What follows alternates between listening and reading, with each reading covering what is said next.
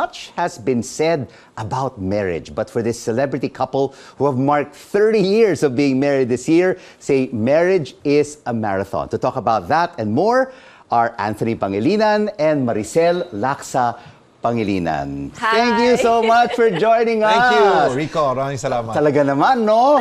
30 years. Ako nga, 25 years. We just celebrated our renewal of vows a couple of weeks ago. Yeah. Oh, pero kayo, stand talagang applause. By God's grace yan. By God's grace, Yeah. di ba? That's chapter 8, Divine Power. So, when did this idea of writing this book come together, Maricel? We wanted to celebrate 25 years. When we were 25 like you. And then we couldn't even start it or get to the Parang half marathon. of it. Took us Ang 5 years. tagal. Ano? 5-year marathon. It took us 5 years and we were forced to hurry up because our daughter's getting married this year and we didn't What? want to be sabay with all the preparation. So Oo. we rushed everything and we finally finished it. Wow. So, 5 years in the making. yeah. And of course, marriage is a marathon because both of you also love to run marathons. Yes, I don't yeah. know if the word's love. Well, so why do you run marathons?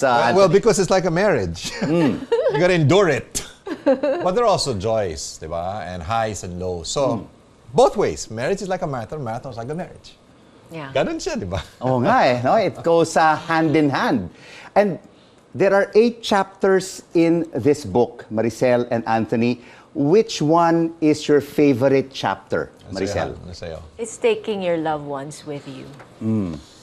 Parang for me, kasi the reason why That's chapter 5. Yeah, I really enjoyed running our marathons was because all our children were involved with us.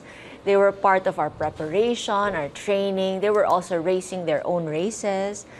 And they would travel with us around the world. So it was a great experience, you know. Finishing also, seeing them in the finish line and then talking about how we could improve or how we did well. It was just Oh, amazing. you know, Anthony, communication in the family is so important. Oh my gosh, oh my gosh. I mean, it's not just husband and wife, Yeah, yeah. but it's also communication with the children, knowing what their issues are. Yeah. And you really have to start when they're born.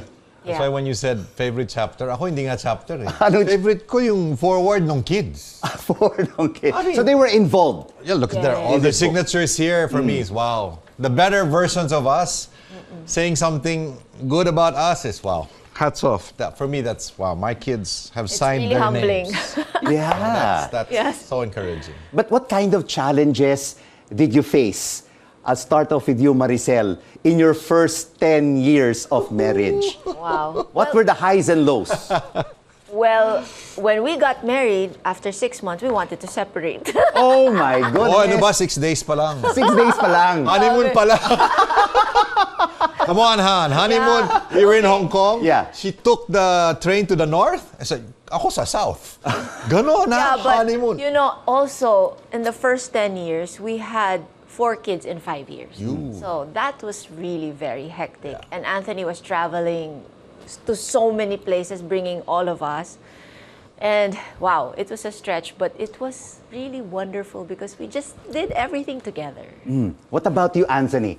What were the highs and lows of the first 10 years, apart from wanting to separate within the first 6 days of marriage? Di ba mga trainer, consultant Yes, ako, di management oh. consultant. Forming, and then storming, mga 20 years siguro yan, 25, then maybe norming, and hopefully we're now in the performing. Ganon siya. It's like building a team. And so it's highs and lows, but I think we fight less or we fight better now. We Fight enjoy better. it. I think you really have to understand each other. And always, and either the husband or the wife, when one person is not in the best of moods, has to step back. Yes. You have to. Kasi No? if you always win a If fight, your egos always clash. may advice yan. If you fight, don't always win. Because if you always win, your wife is a loser. Nobody wants to live with a loser. Let the other person win na lang. But what do you think of this saying, Anthony? Happy wife, happy life. Amen. Amen. Definitely.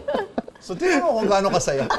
Tignan mo, smiling from ear to ear. No, but to be a happy wife, hindi dapat mababaw. There has to be a foundation, right? Kasi marami dyan happy kuno.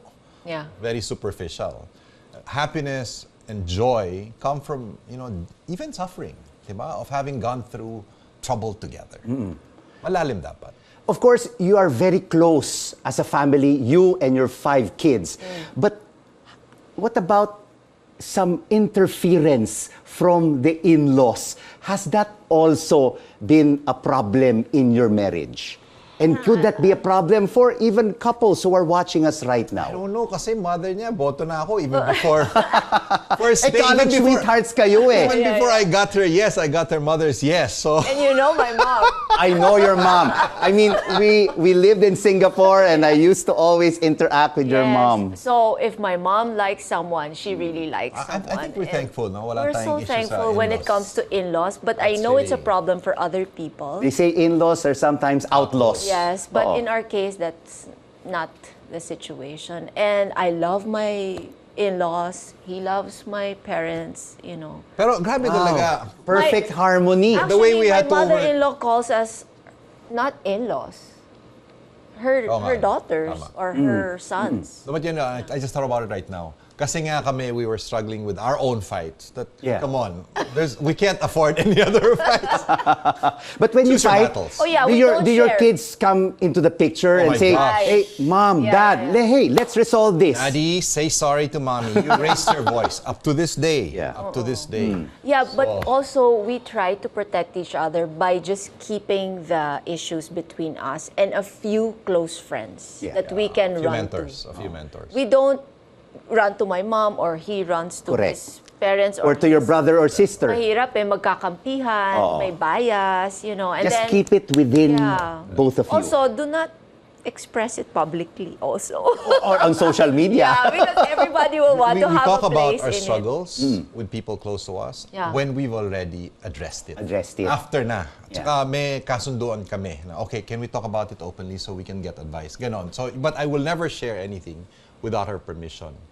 Yun, importante. That's a healthy marriage. What about chapter 8? Never forget to rely on divine power to help you finish strong.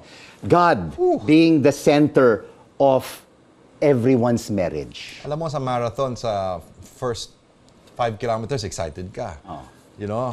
Para kang bata. The last 5 kilometers, talagang tatawag ka sa Diyos eh. Ama sa langit, hindi ko na kaya. Same with a marriage. Yeah. Same with a marathon. When you're at your wit's end, you really have to call on the divine. I can't do it on my own. We have to draw from above. And that's, I think, one of the reasons why we're still together. Yeah. And strong. And so, but you're a power couple. You're always very busy. You are a life coach. You are a management consultant. You are a counselor. And of course, a mother, Yes. housewife. Alam mo, that's big responsibility. Yeah. Huge responsibility. More than like Anthony and I going to work. How do you meet up? I mean, how do you merge your schedules? We Your busy talk. schedules. We have alignment sessions in the beginning of the week. We run have together.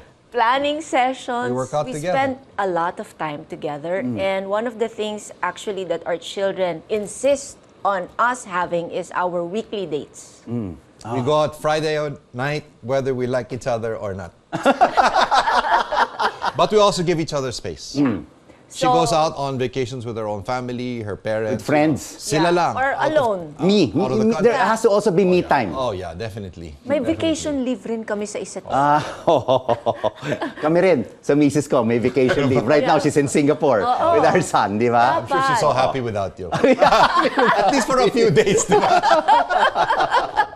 So, let's start off with you, Maricel. For all married viewers who are watching us right now, whether a year into their marriage, 5 years, 10 years, 15 years, or even 25 years, or maybe even soon-to-be married couples, what would be your advice to them? Well, just keep on running but don't run alone. Ooh. Yeah. Yeah. Huwag mo solohin kasi there are just too many available sources of help right now that if we just humble ourselves, we will get the help that we need.